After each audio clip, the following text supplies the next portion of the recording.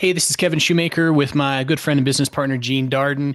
And we're here today to talk about giving you a pay raise. How can you incrementally adjust and increase your pay to increase and impact the bottom dollar?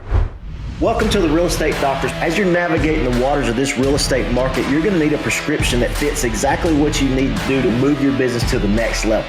If you like what you're hearing, hit the subscribe button. Make sure you like it. We'll continue to send the love and send the nuggets.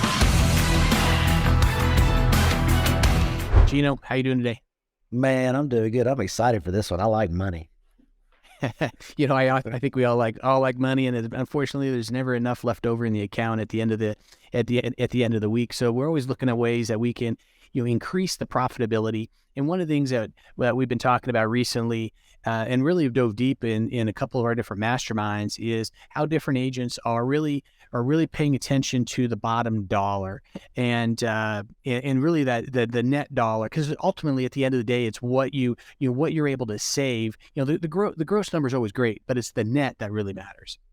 Yeah, absolutely. Well, and a lot of times when people get squeezed in the market, or maybe you've got a big shift in the market, or maybe you've got some challenges, the first thing you tend to want to do is shrink up, and stop spending money and shrink up and do. But what you really need to do is evaluate what you're spending money on, and is what you're spending money on creating a return on investment. And if it's creating a return on investment and you shrink that up, you're actually shrinking your income. So just at a foundational piece, you want to make sure that the money that you have going out is money that's multiplying, and or it's fueling your business to multiply. So that, just for starters, is going to get you going in the right direction. But in addition to that, there's so many other ways that you can look at, as far as maybe partner with vendors that'll help you with your advertising, which your advertising then turns into dollars. So there's a way to calculate return on investment there. Maybe there's discounts with partnering with your vendors that you can get into. There's several more. Kevin, name some. What do you think? Yeah. So, in even to dive a little bit deeper, so when we talk about affiliates, one of the probably the most obvious one always is going to be, with the lenders. A lot of times you can partner with the lender. They can contribute ad spend to some of your different social media and pay-per-click accounts. So that's always a great one. But also some of the other things would be partnering with, you can partner with an inspector. So an inspector can offer heavy discounts on pre-inspections for listings, which obviously is going to be a value add for your sellers, a value add when it comes to marketing. Additionally, you can partner with title companies. There's different things that they can do, whether it be doing events for your team, partner events, or events for your past clients.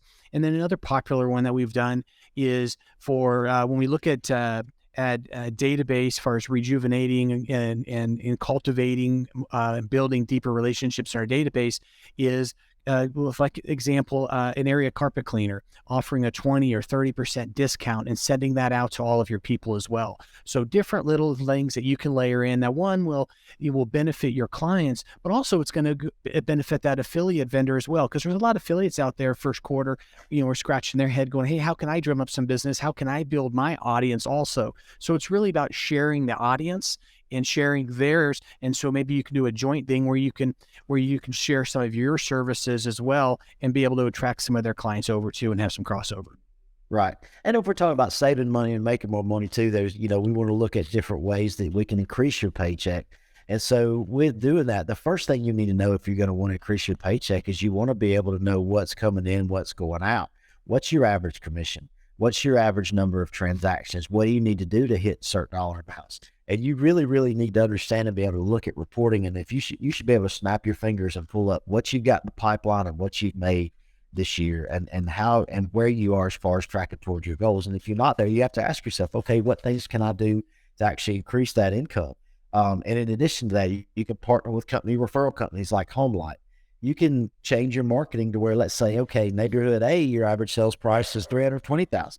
Neighborhood B, your average sales price is going to be $400,000. So you can just shift your marketing dollars to a place you still know, and you just increased your average commission by a considerable amount just by changing your strategy a little bit. So be thinking about those things too. And the way you can really, really start foundationally is understand what's going out, what's coming in, and give yourself enough reporting to strategically make good decisions to move forward and put more money into your bottom line. So. Oh, absolutely. And the neighborhood thing, the neighborhood piece is probably one of the fastest ways that you can impact. And we did that probably 5-6 years ago. We jumped into a neighboring market and we increased our average sales price by $115,000. So you can impact that bottom dollar very quickly. And then finally the other thing is tracking and making sure that you're tracking your productivity. And so we can all show up in the office and be busy and keep, have no cards and sticky notes all over the place all day long. But you got to make sure that you're putting in the calls. So be very disciplined at putting in the calls and really know how many phone calls does it take to, how many calls do you have to make to get somebody on the phone and be connected? How many conversations do you need to make to set an appointment? And then how many appointments do you need to go on to get a listing or to get a buyer under contract? Once you dial in and you know your actual numbers, then you know your cost per lead, and then you know your cost, then also you know your cost per sale. And when you can start dialing those numbers in, then you can look at where am I generating the business? Am I generating the business off of a Facebook lead, a pay-per-click lead? And then you can start creating budgets. But you first need to know that what they call the leading indicators. And that is, how many dials do you need to make to acquire the client? Yep. So, and it all boils right back down to reporting. And so if you decide, oh, well, I need to make 30 more calls. Well, what if you don't have time in the day to make 30 more calls? Well, you know that from reporting, from scheduling, all those things.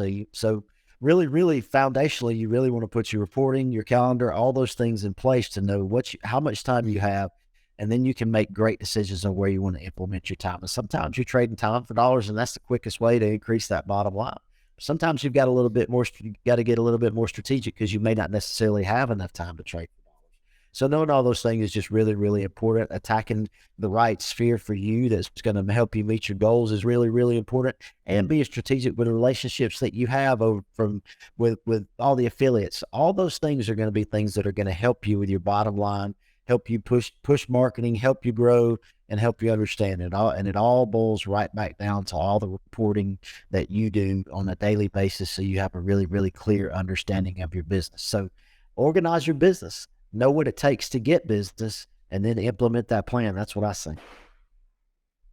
If you go to agentgrowthmap.com, we have a lot of different resources there as well that will help you as far as tracking, measuring as well. As always, make sure you hit the subscribe button.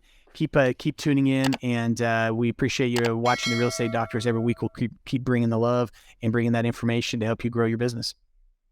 Right on. We're going to continue to speak from the heart, bring all the things that are working for us. So, please make sure you subscribe, hit the like button, and we'll keep bringing the fire and help you grow your business.